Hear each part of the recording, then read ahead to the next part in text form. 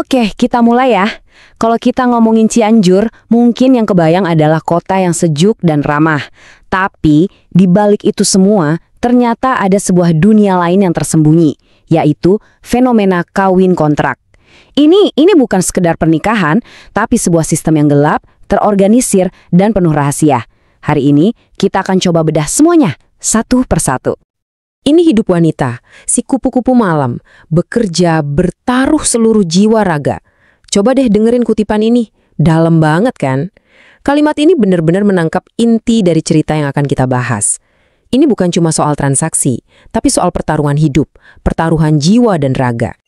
Nah, biar kita benar-benar paham apa yang terjadi di lapangan, kita harus dengar langsung dari orangnya kan? Jadi, mari kita mulai dengan sebuah kisah nyata. Kenalan dulu yuk sama Intan. Jadi, apa sih sebenarnya kawin kontrak itu?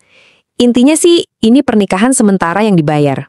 Tapi yang bikin rumit, praktek ini seringkali dibungkus pakai dalih agama. Para kliennya banyak yang dari luar negeri, pengennya hubungan yang halal.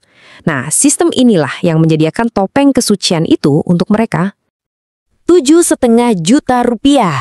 Kedengerannya gede ya. Tapi tunggu dulu, ini tuh angka bersih yang diterima Intan buat satu kontrak. Udah dipotong sana-sini sama calo atau yang biasa disebut bocikari dan perantara lainnya.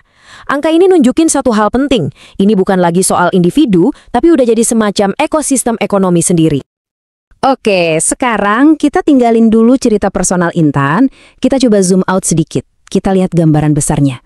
Karena ternyata ini bukan sekedar keputusan 1-2 orang, tapi di belakangnya ada sindikat yang, wah, rapi banget kerjanya. Prosesnya itu terstruktur banget kayak alur bisnis. Semua berawal dari permintaan turis. Terus, sopir atau pemandu wisata langsung kontak si bocikari. Nah, si bocikari inilah yang nyariin perempuannya. Dan yang paling gila, biar kelihatan sah, mereka bahkan nyiapin wali dan penghulu palsu. Semuanya diatur sampai sedetail itu. Dengerin deh pengakuan dari Pak Atang ini. Saya sudah sering jadi wali kawin kontrak buat orang Arab. Sudah tak terhitung lagi.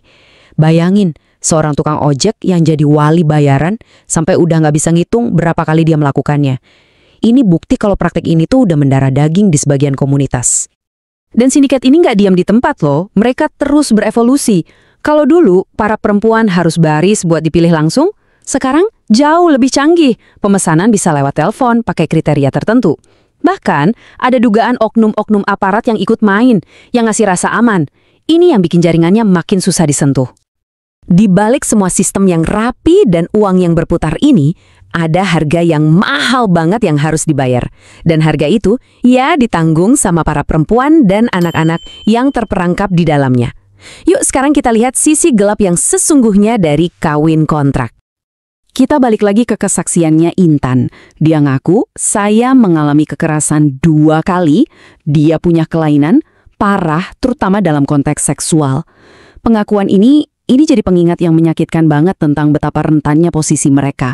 Gak ada perlindungan sama sekali. Dan risiko terburuknya, ya nyawa. Kisah tragis Sarah di tahun 2021 yang meninggal setelah disiram air keras sama suami kontraknya jadi bukti paling nyata.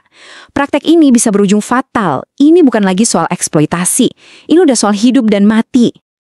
Terus, gimana nasib anak-anak yang lahir dari pernikahan kayak gini? Mereka itu kayak terlempar ke ruang hampa hukum. Gak punya akte lahir, jadi seolah-olah gak diakui negara. Artinya apa? Gak ada hak waris, gak bisa sekolah dari TK sampai kuliah, bahkan gak bisa masuk kartu keluarga. Hak-hak paling dasar mereka sebagai manusia udah hilang sejak lahir. Dan yang lebih menyedihkan, tragedi ini bisa diwariskan. Coba lihat kisah Vivi, seorang lady escort. Dia tuh hasil dari kawin kontrak juga. Tumbuh besar tanpa pernah kenal ayahnya. Ini tuh kayak lingkaran penderitaan yang terus berputar dari ibu ke anak, gak putus-putus.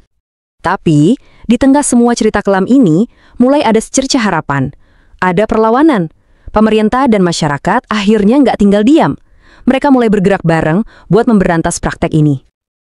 Langkah konkret pertama datang dari pemerintah, lewat peraturan bupati atau Perbub. Fokusnya ada 3 pilar utama. Pertama, pencegahan lewat edukasi dan sosialisasi. Kedua, sanksi atau penindakan hukum. Dan yang ketiga, yang paling penting, ada alokasi dana khusus dari APBD. Ini kerangka kerja resmi untuk memulai perlawanan. Dan yang keren, perlawanan ini gak jalan sendiri-sendiri. Lihat deh koalisi yang terbentuk. Ada organisasi perempuan, lembaga keagamaan kayak MUI, LSM, tokoh agama, sampai pemerintah daerah. Semuanya bersatu. Ini bukti kalau masyarakat udah mulai gerah dan pengen ada perubahan.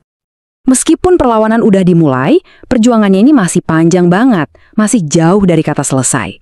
Karena untuk benar-benar memutus mata rantai kawin kontrak, ada tantangan yang sangat mendasar yang harus kita hadapi. Nah, grafik ini nunjukin akar masalahnya. Iya, sindikat yang terorganisir dan dalih budaya itu memang ada pengaruhnya. Tapi lihat deh, bagian terbesarnya, desakan ekonomi. Inilah mesin utama yang terus-menerus mendorong para perempuan masuk ke lingkaran setan ini. Dan disinilah letak kuncinya. Peraturan hukum aja nggak akan pernah cukup.